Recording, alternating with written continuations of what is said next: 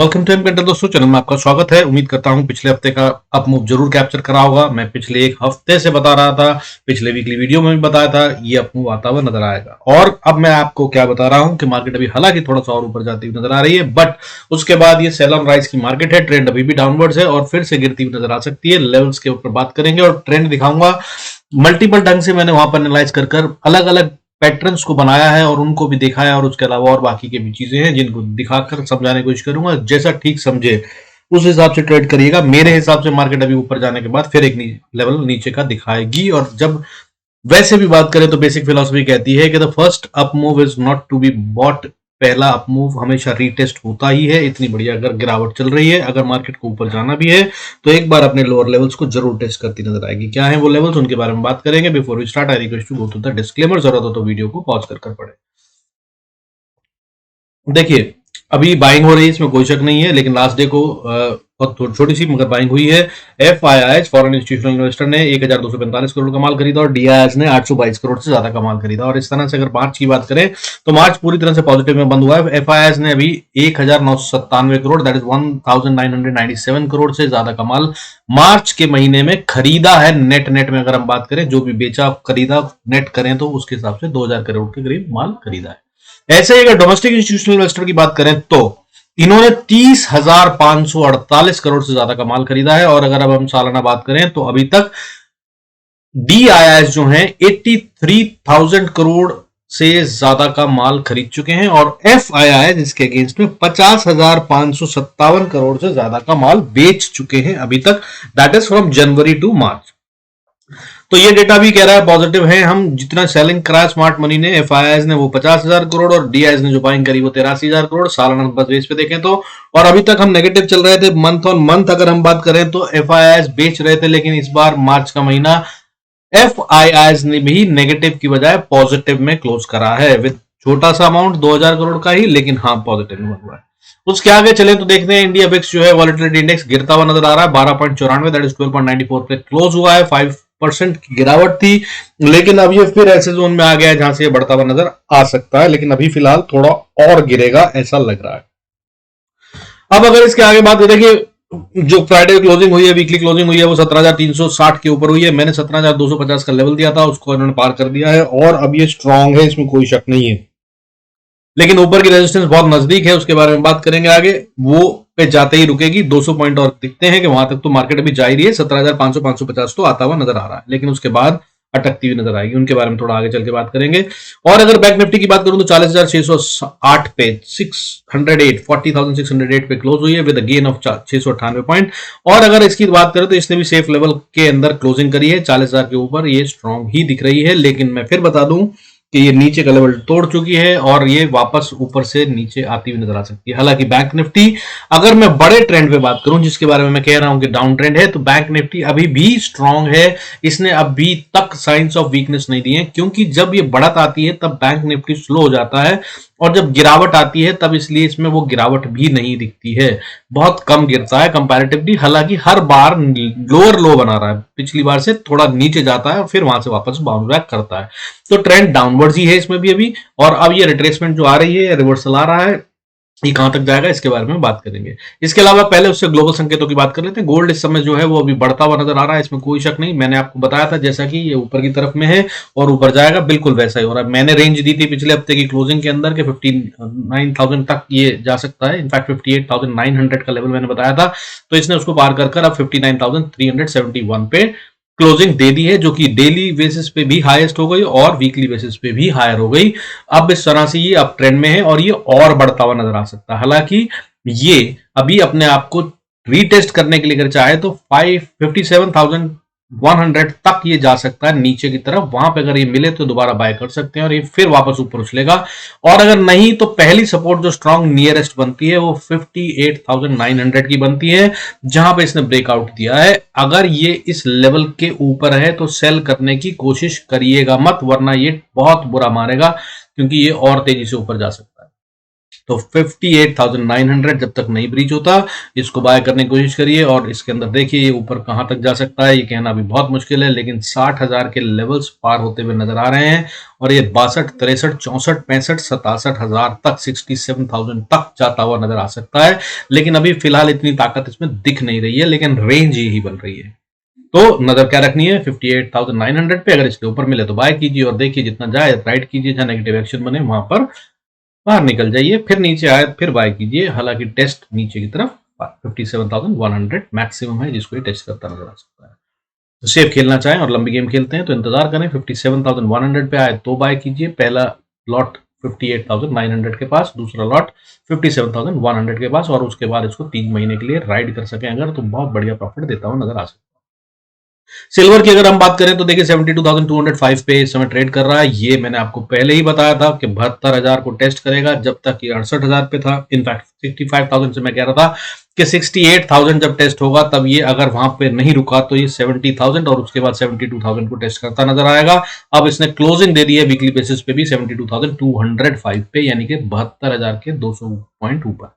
अब 72,000 इसकी सपोर्ट बन जाती है और ये ऊपर की तरफ जाता हुआ नजर आएगा और ये अब 78,000 तक को टेस्ट करता हुआ नजर आ सकता है। हालांकि जो स्ट्रॉन्ग एरिया और रेजिस्टेंस बनती सपोर्ट बनती है वो 70,000 पे बनती है। अगर ये नीचे की तरफ आए और 70,000 पे मिले तो आप बाय कर सकते हैं बहुत छोटा सा 200-250 पॉइंट का स्टॉप लॉस लगाकर, और कोशिश कर सकते हैं इसकी अप मूव को राइड करने के लिए। अभी इस समय कमोडिटीज में गोल्ड और सिल्वर दोनों में तेजी ही आती हुई नजर आ रही है। इसके अलावा अगर क्रूड की बात करें तो इसने अपना लोअर रेंज तोड़ दिया था और ये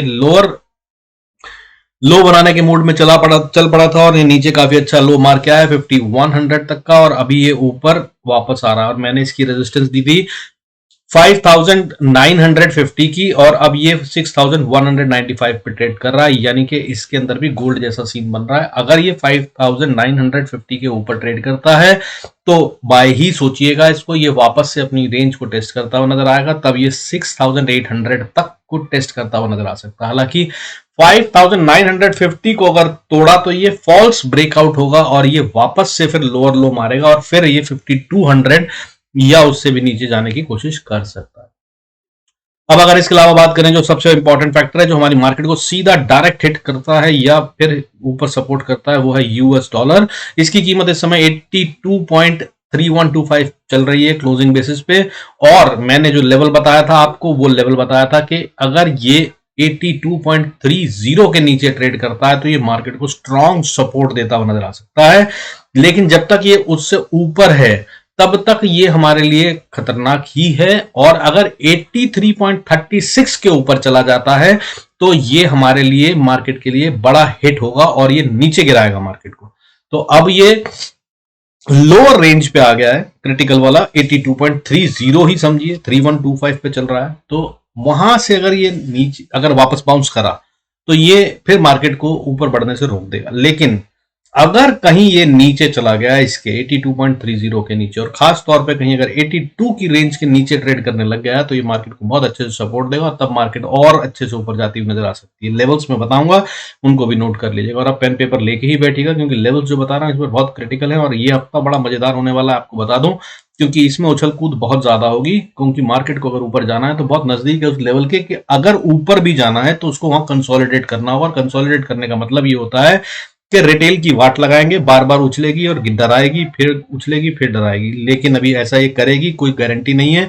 मुझे अभी ये नजर आ रहा है कि ये भी बाय ऑन अपसाइड है, जैसे ही अप मूव आए तब आप इसको सेल करेंगे। कौन से लेवल है उनके बारे में बात करेंगे। बिफोर दैट मैं आपको रेंज बता देता हूं किन क्रिटिकल इंपॉर्टेंट एरियाज को आपको ध्यान में रखना है, जैसे मैंने भी गोल्ड सिल्वर और क्रूड के बताए। तो अभी इंपॉर्टेंट लेवल अगर निफ्टी की बात करें तो 17,750 और 850 का एरिया है जहां पर मार्केट को कंसोलिडेट करना चाहिए अगर इसको ऊपर जाना है तो, वरना ये यहां से वापस आएगी ही आएगी। लेकिन ये यहां तक पहुंचेगी कि नहीं पहुंचेगी ये भी एक क्रूशियल इंपॉर्टेंट लेवल है, वो मैं चार्ट पे आपको दिखाऊंगा और ये हायर साइड बता रहा हूं। और अगर सपोर्ट की बात करें तो देखिए 17,000 is the very important level.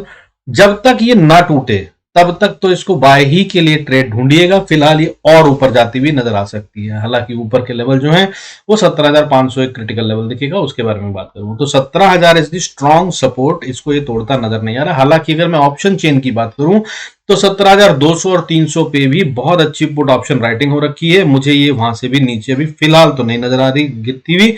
Monday को अगर खुलकर ये वापस रिवर्सल लेना शुरू करती है तो यहां पर जो मोमेंटम होगा ओपन इंटरेस्ट का वो आप नोट करने की कोशिश करिएगा, उसके हिसाब से पता चलेगा कि ये नीचे जाना चाहती है कि नहीं। अभी फिलहाल के हिसाब से ये बहुत स्ट्रॉन्ग सपोर्ट है और यहां से वापस उछलती हुई मार्केट नजर आएगी अगर नीचे भी आती है तो।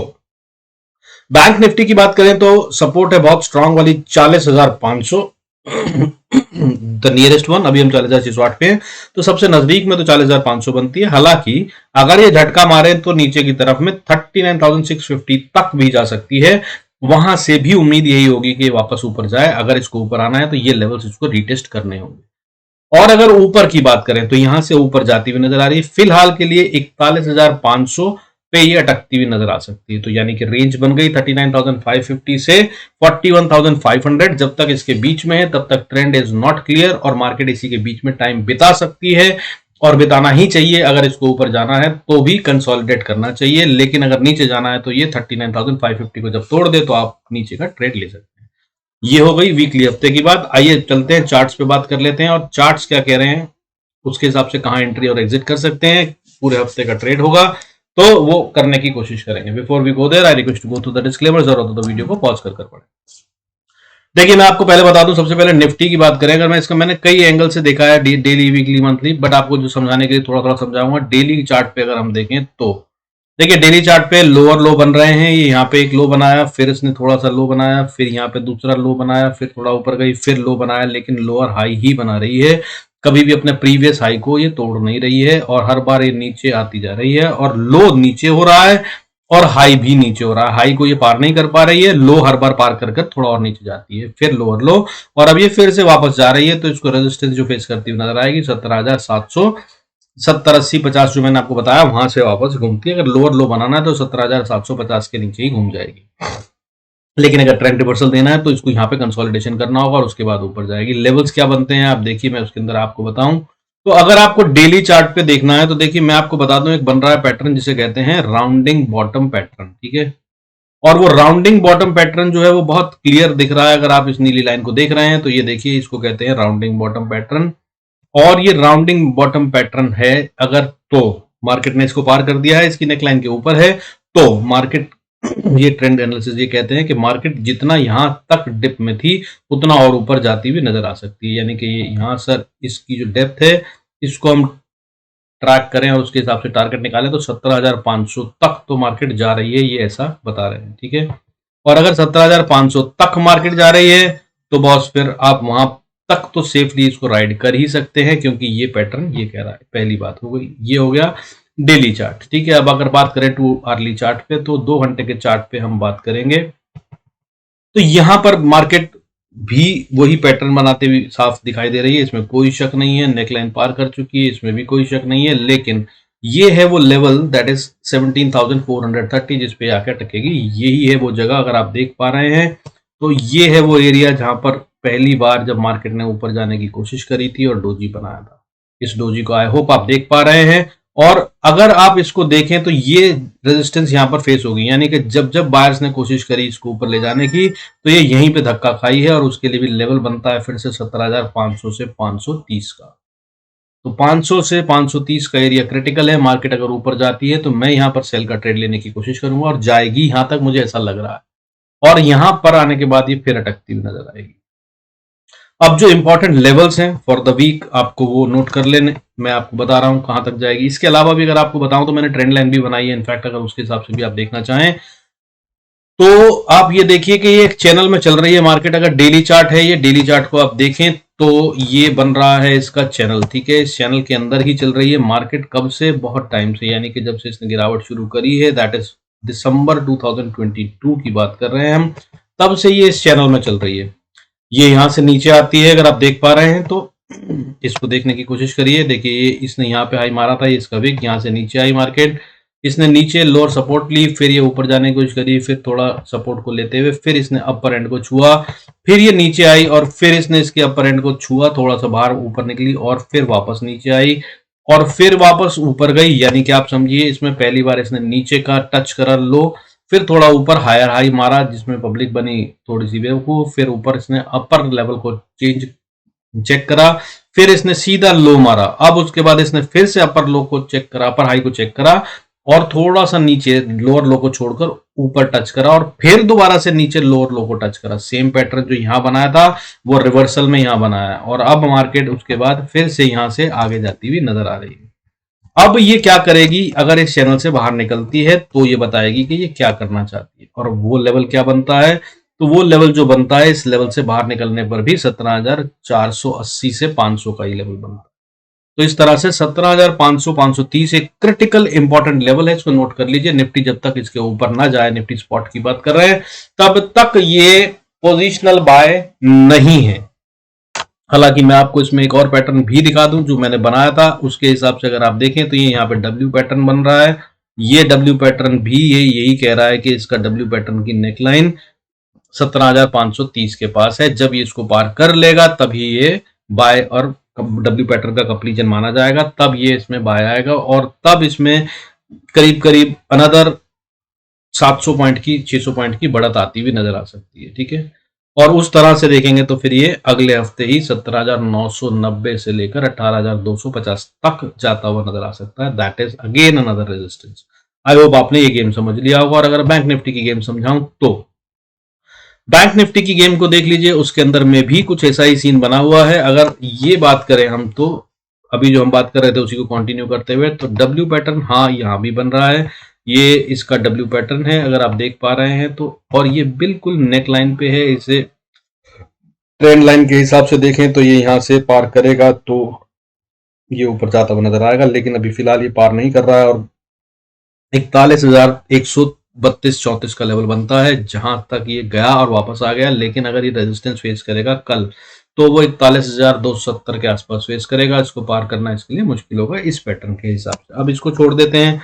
अब अगर हम इसके अलावा बात करें तो देखिए इसके अंदर में भी राउंडिंग बॉटम पैटर्न है, इसमें कोई शक नहीं है। ये रहा इसका राउंडिंग बॉटम पैटर्न, अगर आप देख पा रहे हैं तो चार्ट को थोड़ा और बड़ा करके दिखाने की कोशिश करता हूं। इसको देखिए, ये है इसका राउंडिंग बॉटम, ये है इसका राउंडिंग बॉटम और अगर इसकी डेप्थ के हिसाब से बोलें तो टारगेट निकलता है 41,220।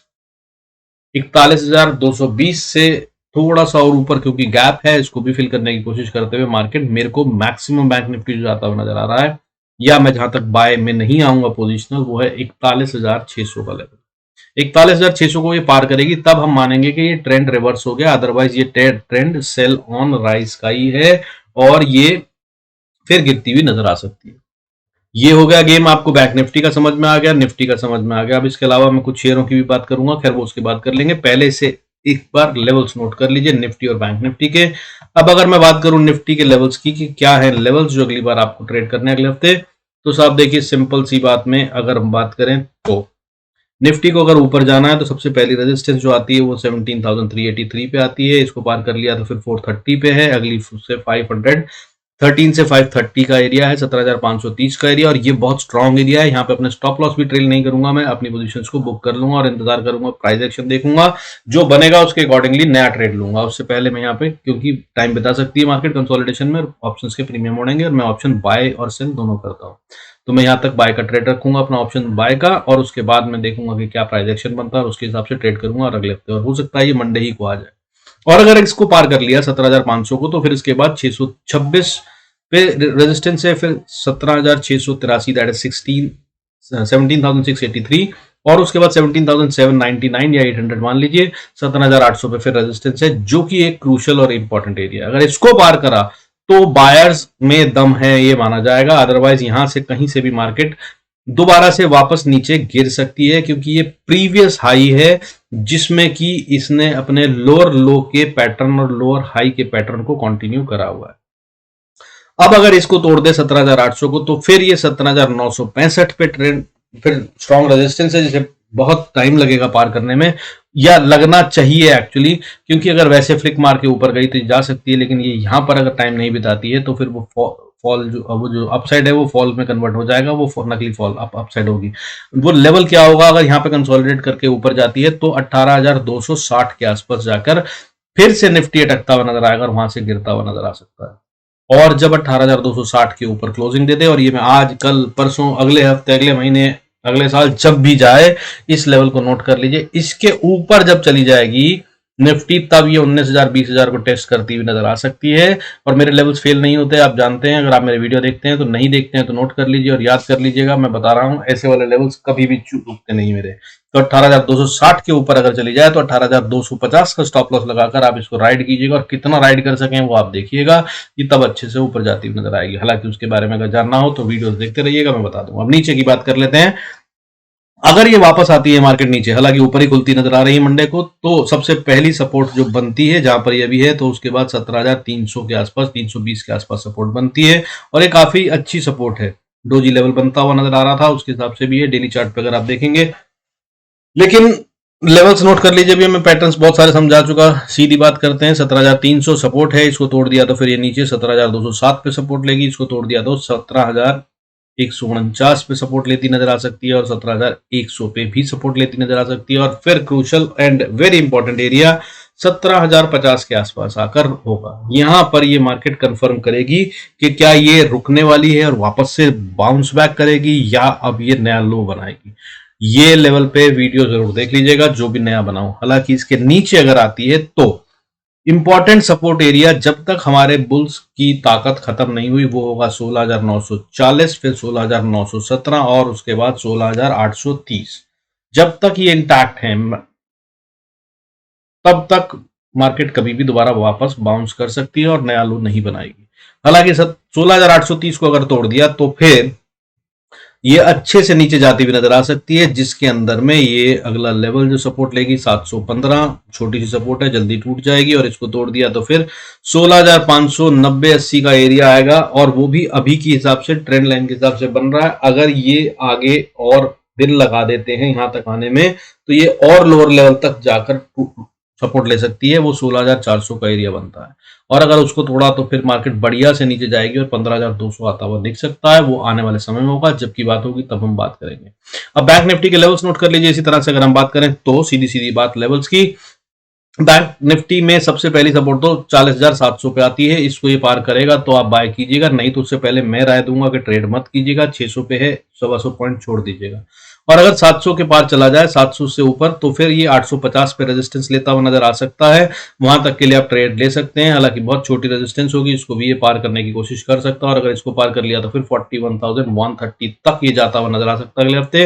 हालांकि ये एक इंपॉर्टेंट एरिया बन जाएगा, जिसको पार कर ले तो मैं इसको बाय मानना शुरू करूंगा और उसके बाद मे भी अगर जरूरत हो या अच्छा लगे तो पोजिशनल बाय भी ले सकता हूं मैं इसमें। लेकिन इसके बाद जो इंपॉर्टेंट क्रूशियल एरिया है वो 41,580 या 41,630 बनता है। जब तक ये 41,630 के ऊपर नहीं क्लोजिंग देता, क्लोजिंग बेसिस पे बोल रहा हूं, तब तक बैंक निफ्टी बाय नहीं है ऑन पोजिशनल बेसिस। हालांकि अभी मार्केट ऊपर जाती हुई नजर आ रही है, तो इंतजार करेंगे 41,650 को पार करने का, 700 के ऊपर क्लोजिंग देने का। अगर ये इसको देता है तो फिर इसको बाय करने की कोशिश करेंगे और अगर इसको दे देता है क्लोजिंग तो ये 42,000 को छूता हुआ नजर आ सकता है और अगर वो पार करा तो उसके हिसाब से फिर ये 42,750 और उसके बाद 43,000 तक को टेस्ट कर सकता है। पर ये अगले हफ्ते होता हुआ मुझे फिलहाल नजर नहीं आ रहा है और ये सेल हो सकता है। बट लेवल्स आई होप आपने नोट कर लिए होंगे, इनको ट्रेड करने की कोशिश करिएगा। अब अगर नीचे की बात करें तो देखिए, नीचे अगर आना है तो 40,500 एक बहुत अच्छा इंपॉर्टेंट सपोर्ट बन रहा है। हालांकि ये टूटेगा कि नहीं ये कल पता चलेगा ओपनिंग से। अगर ओपनिंग जैसे गैप अप हो रही है तो ये बहुत स्ट्रॉन्ग सपोर्ट बन जाएगी और ऑप्शन चेन के हिसाब से भी ये बहुत अच्छी सपोर्ट है। हालांकि बैंक निफ्टी में जो ऑप्शन चेन की सपोर्ट बनती है वो 500-500 पॉइंट के गैप पे ज्यादा अच्छे से बनती है, इसलिए के बाद सीधा 40,000 अगला लेवल दिखता है। हालांकि 40,200 और 300 पे भी अच्छी खासी पुट राउटिंग हो रखी है, बट ये किसी को तो ट्रैप करेंगे। अगर ये रिटेल ने कर रखी है तो ये ट्रैप हो सकते हैं नीचे की तरफ में। तो ये एरिया टूटने के बाद 40,300 200 मतलब जो सपोर्ट है लेवल्स नोट करते हुए 40,600 40,500 40,240 और उसके बाद फिर 39,960 का एरिया बनता है और ये 39,960 से लेकर 840 तक का एरिया, ये वो एरिया है जहां पे मार्केट कंसोलिडेशन या डिस्ट्रीब्यूशन करेगी, यहां रुकेगी। इस पर आकर अपने प्रॉफिट्स बुक कर लीजिएगा जो भी ट्रेड हो, और उसके अकॉर्डिंगली फिर नई पोजीशन का इंतजार कीजिएगा, क्योंकि यहाँ पर ऑप्शंस के प्रीमियम गलाए जाएंगे, इरोड किए जाएंगे। और उसके बाद अगली सपोर्ट जो बनती है वो 39,629, 39,400, और अगर इसको तोड़ दिया 39,630 को तोड़कर क्लोजिंग दे दी, तो मार्केट फिर सीधा, मैं आपको बता रहा हूं, जो अगला टारगेट 37,758 का बनेगा। हालांकि बीच के लेवल्स में बता रहा हूं 39,400 को तोड़ने के बाद 39,200, और उसके बाद 39,000, और उसको तोड़ दिया तो फिर 38,640-50 के आसपास सपोर्ट लेता हुआ नजर आएगा, और उसको तोड़ दिया तो फिर 38,400, और उसको तोड़ा तो फिर 38,000, और फिर उसके बाद जो असली सपोर्ट एरिया बनाता हूं मैं वो 37,720 के आसपास बनता है, वहां तक बैंक निफ्टी आता हुआ नजर आ सकता है। तो ये हो गया analysis of Nifty and bank Nifty and levels. अब मैं आपको कहानी समझा देता हूं बाकी के इंपॉर्टेंट शेयरों में। देखिए क्या हो रहा है। सबसे पहले बात कर लेते हैं रिलायंस की। अगर रिलायंस की बात करूं तो इसने 4.5% का अप मूव दिया एक ही दिन में और वापस हुआ, लेकिन ये वापस वहीं पे अटका है जहां पर इसने अपना पिछला ब्रेक डाउन दिया था, उससे थोड़ा सा नीचे। इसका ब्रेक डाउन लेवल जो बना था वो 23,050 था। अगर आप मेरे वीडियोस देखते हैं तो मैंने बताया था पहले भी कि अगर इसके नीचे गया तो अच्छी गिरावट देगा, और वो दी इसने, और अब ये वापस आ रहा है। मेरे हिसाब से ये 2350 को दोबारा से टेस्ट करता हुआ नजर आएगा, और अगर इसको टेस्ट कर ये वापस नीचे घुमा तो ये और नीचे जाता हुआ नजर आ सकता है। हालांकि आपको बता दूं डेली चार्ट पे ये जो कैंडल बनी है इसे ओपन लो कहते हैं, बहुत स्ट्रॉन्ग कैंडल मानी जाती है।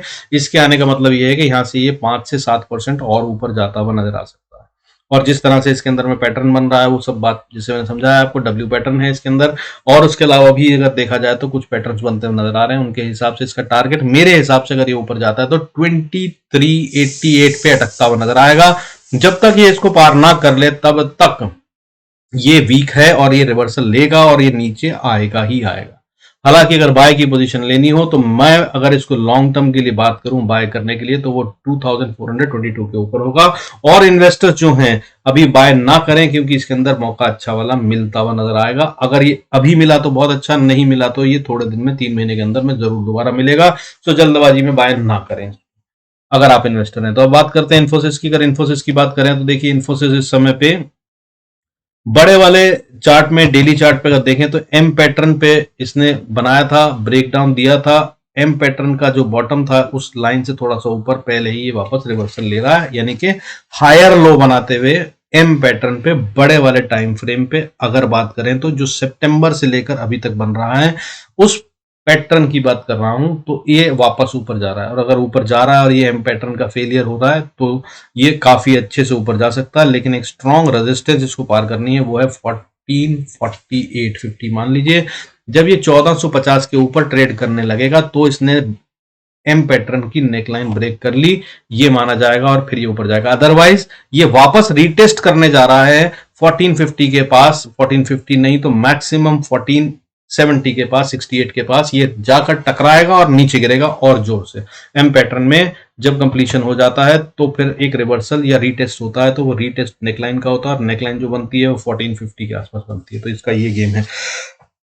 अब अगर इसके अलावा बात करें, देखिए आईसीआईसीआई बैंक की बात कर लेते हैं सेम वे में। तो आईसीआईसीआई बैंक में भी काफी सारे पैटर्न बन रहे हैं, डब्ल्यू पैटर्न बन रहे हैं, लेकिन मैं सबसे छोटे लेवल पे बात कर रहा हूं क्योंकि ये बहुत देर से रेंज में घूम रहा है, इसको किसी तरफ तो ब्रेकआउट देना है। अभी जो लास्ट पैटर्न की अगर हम बात करें तो डेली चार्ट पे ये फ्लैग पैटर्न बनाता हुआ नजर आ रहा है। अगर इस हिसाब से बात करें तो इसका जो टारगेट निकल के आ रहा है वो मतलब 860 और 809 के बीच में, तो 70 रुपए और ऊपर बनते हैं, यानी कि 720-30 के आसपास ये, सॉरी 920-30 के आसपास ये जाता हुआ नजर आ सकता है। हालांकि 887 पे इसके ऊपर रेजिस्टेंस फेस करेंगे, 901 तक ये आराम से जाएगा अगर उसको पार करा तो, लेकिन उसके ऊपर ये जाना बहुत मुश्किल लग रहा है।